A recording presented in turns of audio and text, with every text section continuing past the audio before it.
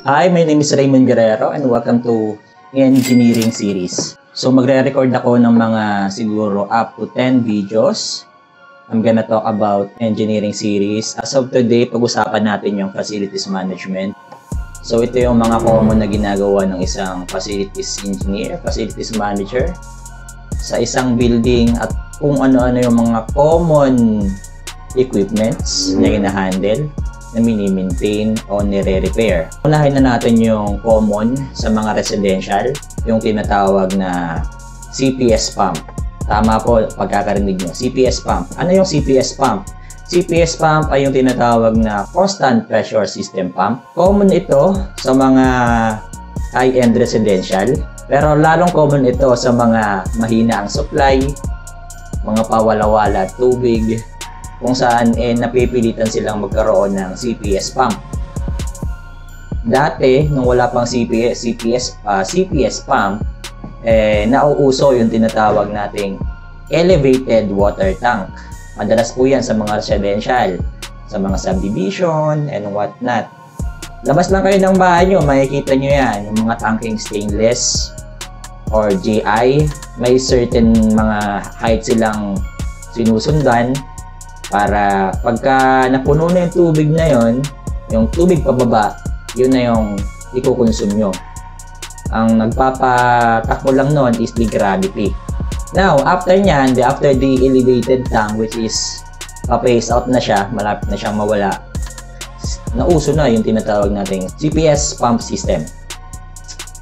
Ano ba ang component ng CPS? Component ng CPS yung tinatawag na pump and motor, the storage tank. Usually pagka may CPS na, di mo na kailangan i-elevate, pwede nang kalibel na lang ng pump. And ano pa ba? And the pressurized tank. Yung mga pressurized tank ngayon is meron ng diaphragm. Pag binuksan natin siya, yung cross-section niya sa loob is merong rubberized. So yun yung mag-aano ng magko-control ng pressure or magbibigay ng pressure na mas mataas kumpara sa binibigay ng may nilad. Okay mga idolo, slight correction lang. Kung nakita ko yung video na re-record ko, may sala. Pasensya na. So, ang explanation, this is the pressurized tank, you know. So, the pressurized tank, the purpose po talaga nun is to maintain the pressure sa system. I-maintain ng mas matagal yung pressure sa system.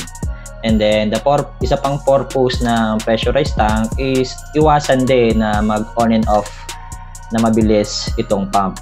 Yun po. So, usually, pagka yun nga, meron tayong cut-in and cut-off na 20 to 40 PSI. So, doon sa area na yun, so doon gagana yung operations ng pressure system or ng pressure tank. So, sa oras na yun, na between 20 to 40, hindi po aandar ang pump natin. So, ang magme-maintain ng pressure is the pressure tank. So, yun po. Back to the video. And other parts or accessories is the pressure switch, the controller, the pump controller, and the breaker.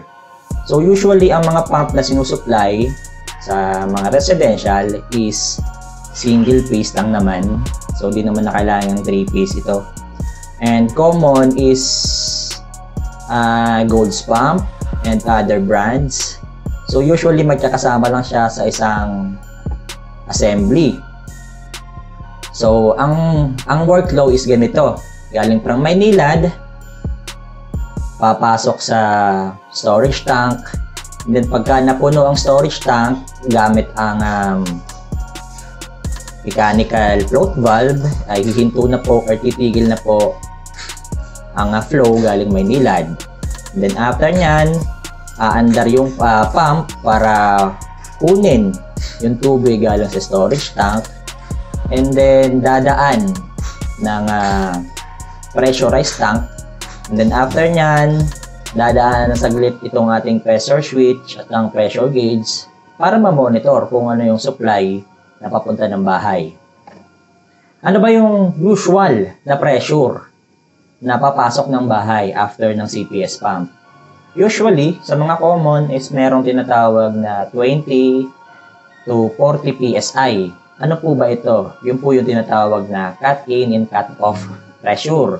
Ang cut-in, yun yung pressure na kung saan simula na aandar itong pump. So usually 20 PSI, and the cut-off pressure naman is usually 40 PSI.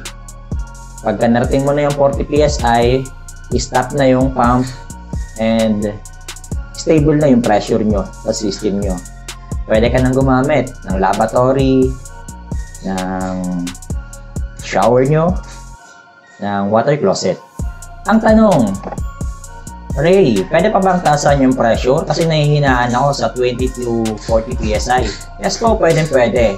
Kindly check lang yung piping nyo kung kayang-kaya pang taasan. Merong mga settings na pwedeng 30 to 50 or 40 to 60 PSI.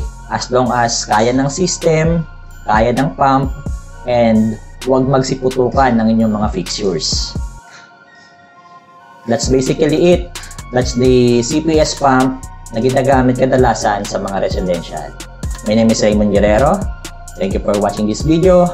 Huwag kalimutang mag-subscribe, share, and follow na rin kasi i-upload ko rin naman to sa Facebook account ko. And thank you.